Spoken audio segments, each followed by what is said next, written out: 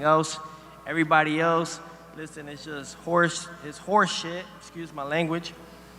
We got to get through him first. That's all it is. Hey, put him in front of me and we will beat them. And when it's all said and done, my hand will be raised once again and they will say the takeover. Painted outline by being as disrespectful as he can at the press conference because he wants to try to piss this kid off so the kid come fight with him. You understand me? Because if it was me, he have exactly what he wanted. Because as soon as I go in there, I'm coming straight to his head. You understand where I'm coming from? So, but I think that's what he's trying to get. Yeah, you feel me? But I think that's what he's trying to get Shakur to do. Because why would you say that to a person? What does that have to do with boxing? You feel me? He knows that Shakur has great feet and he's not going to be able to catch Shakur if he lets Shakur take his time to do what he does. So he got to try to make Shakur. Everyone watching the recent press conference between Shakur Stevenson and Teofimo Lopez saw the same thing, a complete mental breakdown. Teofimo was erratic, making bizarre jokes about Room 40, disrespecting families, and acting like a man who has completely lost his grip on reality. For your next fight, done in unification at 140, you've talked in the past about moving up in weight. Why was this the right fight for you? Hold on, I'll tell you what. You too. Faster. You talking about room 40 Faster. though. You said what? You talking about room 40. Yeah. Room 40's nuts. Faster. Yo, you pause, bro. What's up with you, bro? You been wild as You hard, bro. Pause. You hard. Real hard. Man, what do you say to that, bro? Like, do you hear him, bro? I just can't wait to beat him and shut him up, bro. T.O. not on this level. T.O. is a high-level fighter, but he... To the average fan, it looked like Teofimo was spiraling out of control just weeks before the biggest fight of his life. But according to boxing legend Roy Jones Jr., we are all being played. What looked like madness is actually a calculated, dangerous trap designed specifically for Shakur. If Stevenson falls for it, his undefeated record isn't just in danger, it's already gone. We're about to break down the specific fake strategy Teofimo is using, the one moment where Shakur actually cracked, and why this mental warfare might be the deciding factor in January. Roy Jones Jr. didn't mince words on the premiere of Hall of Game. He watched the same disrespectful antics we did, but he saw something different. In Roy's era, talking about another man's family or making crude jokes wasn't just trash talk, it was an invitation to a street fight right there on the stage. But Roy believes Teofimo knows exactly what he's doing. This isn't emotional instability, it's a strategic gamble. Roy warned that Teofimo's entire goal right now is to annoy Shakur to the point of rage. Painted outline by being as disrespectful as he can at the press conference because he wants to try to piss this kid off so the kid come fight with him. You understand me? Because if it was me, he have exactly what he wanted. Because as soon as I go in there, I'm coming straight to his head. You understand where I'm coming from? So, but I think that's what he's trying to get. Yeah, you feel me? But I think that's what he's trying to get Shakur to do. Because why would you say that to a person? What does that have to do with boxing? You feel me? He knows that Shakur has great feet and he's not going to be able to catch Shakur if he lets Shakur take his time to do what he does. So he got to try to make Shakur come in and try to kill him, which is what he just did at the press conference. So I don't feel bad about what he did at the press conference. I understand it now. Now that I saw it, he knows that he is right now.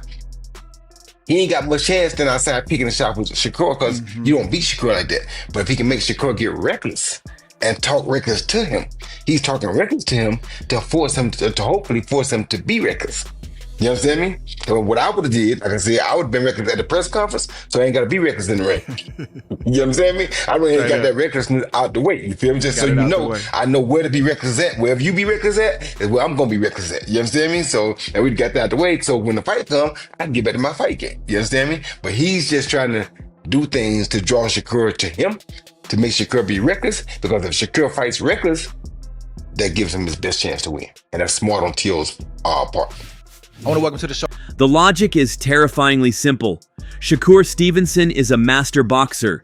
He wins by being boring, disciplined, and hitting you without letting you hit him back. He is a ghost in the ring. Teofimo knows he cannot beat the ghost. He needs to fight a man. By disrespecting Shakur so heavily, he is trying to wound Shakur's pride. He wants Shakur to enter that ring thinking, I don't just want to win, I want to hurt this guy. If Shakur tries to punish Teofimo, he has to plant his feet, he has to trade punches, and the moment he does that, he walks directly into the chaos where Teofimo Lopez thrives. Roy's advice was blunt, treat it all as fake. If Shakur believes the hype, he loses the fight before the first bell rings. You've shown respect to him for his performances in the past, what he's done. He's fought guys like Lomachenko and Taylor. You say that he's not on your level. Why do you think you're on just a different level than him? Because I seen him at his best. Against Taylor, against Lomachenko, he was at his very best. That was the best he can do. I don't think he can do nothing better than that. So Self-projection. what I seen from that fight, I feel like I'm way better than them guys. With Lomachenko, like I said, he didn't throw punches for 6 Objection. rounds. For 6 rounds. So if you ain't throw punches for 6 rounds and you get in front of me, Man, you was a I just don't know. fanboy of Loma. I would have beat man. Lomachenko that night easy too. That's how I feel. Fanboy of Loma. Well, wait a second, you objected. Hold on a second. You Ooh, just I am. objected. I like Fanboy of Lomachenko. Loma. I like Lomachenko. You just objected. You want to tell him how much you like him again? I think you like him. You keep telling him. Objection. What? Tell everyone. False accusation. You got a thing for it, right? That's okay. Accusation. We I accept you. can't wait to beat this clown, bro. The most confusing part of this strategy is the speed of the switch. Hours after that chaotic, disrespectful press conference, the two fighters sat down for a face-to-face interview on the Mr. Versace podcast. The Teofimo who showed up there was completely different. He was calm, articulate, and even complimentary of Shakur's skills. This is classic gaslighting. By constantly switching between the respectful martial artist and the unhinged villain, Teofimo keeps Shakur off balance. When did you first become aware of Shakur Stevenson? When did you first hear the name? When did you first maybe see a fight of his? Well, first off, it's great to be here. Grateful, thankful to be here, first and foremost on that part. I've seen Shakur back in... Was it amateurs, pros? I'm thinking though. I don't know if it's 2011 or 2012 National Junior Olympics or Junior National Golden Gloves. And I remember seeing him. He was wearing a white tank top. I think it was red and white trunks. And he was just whooping on dude bad. And that's when I noticed. But we were in different weight classes at the time, different age group, I think. And we were both cleaning up our divisions leading up to the finals. He ended up winning. I ended up, coming in second. But nevertheless, that's when I noticed him. And ever since then, it's just been history. What were your early impressions? I like his style. He could fight. Yeah. What about you? This is game theory in action. If Shakur prepares for a wild brawler, he might get outboxed by the disciplined Teofimo who beat Lomachenko. If he prepares for a chess match, he might get run over by the aggressive Teofimo who crushed Josh Taylor. The host of the WAD concept pointed this out perfectly. Teofimo is showing Shakur multiple personalities so that Shakur has no idea which version will actually walk out of the tunnel at Madison Square Garden. It forces Stevenson to waste mental energy guessing while Teofimo sleeps soundly, knowing he controls the narrative. I think it's really that time for him to really take his first loss and, me whoop his ass to the point where either he quits on the stool or I knock him out. How I see this fight being played out is with me pretty much setting that momentum for the people out there as well. Not really trying to force for it. However, I can't be too technical with Shakur. You got to make it a little ugly. You got to make it a little ugly. If you try to be too technical with Shakur, it could be too long of a weighted chess match. Certain people don't want to see that. They don't want to see pop shots. You know what I mean? They want to see good action. I have yet to see, and I think you could attest with me, I don't think we have seen Shakur face anyone higher than who he's going to face next, and that's of me. So, I definitely, commend him at least for stepping up to the plate. But I think it's time. I think it's really that time for him to really take his first loss and, me whoop his ass to the point where Either he quits on the stool or I knock him out. You really believe that, you know, because everyone will say, oh man, Shakur is probably one of the best defensive fighters in the game. You really believe you can stop Shakur Stevenson? Yes. During that sit-down interview, Teofimo dropped a subtle insult that flew under the radar for most fans, but it was a direct attack on Shakur's biggest asset. He looked Shakur in the eye and said, "I'm slow, right? Mentally, you're slow." I'm slow, right? Mentally. Oh my God, mentally, okay. I'm talking about I'm slow in the boxing ring, right? Mentally. I'm talking about the boxing ring, what you was talking about. I'm slow, right? Mentally. Okay. On the surface, it sounded like a childish, schoolyard insult about intelligence, but in the context of elite boxing, it was much deeper. Teofimo wasn't talking about reading books. He was attacking Shakur's fight IQ. Shakur Stevenson prides himself on being the smartest man in the ring. He processes data faster than anyone else. For Teofimo to call him mentally slow is a direct challenge to his identity. He is implying that inside the ropes, Shakur is lagging behind, that he can't keep up with Teofimo's processing speed. You could see Shakur brush it off, laughing and promising that Teo would be surprised on fight night. But seeds of doubt are planted in quiet moments like that. Teofimo is betting that Shakur's ego will force him to try and prove he's the faster thinker, leading him into overcommitting on counters that aren't really there. I think that everything just plays out the way it does, and eventually we was gonna end up meeting up with each other eventually. I think that that's how it works, right? When two greats collide, you're bound to see a great fight. So I never seen any jealousy in my part with him. I mean, for crying out loud, he fought for Team USA, he got a silver medal. And, not during them times though, and the whole thing not was during them times. pushed. I'm speaking on the times where I felt like you had a push start. You got the you used to be ahead of me far as like you was the code on Terrence Crawford card. I was underneath. Then you got the opportunity to fight with Lomachenko.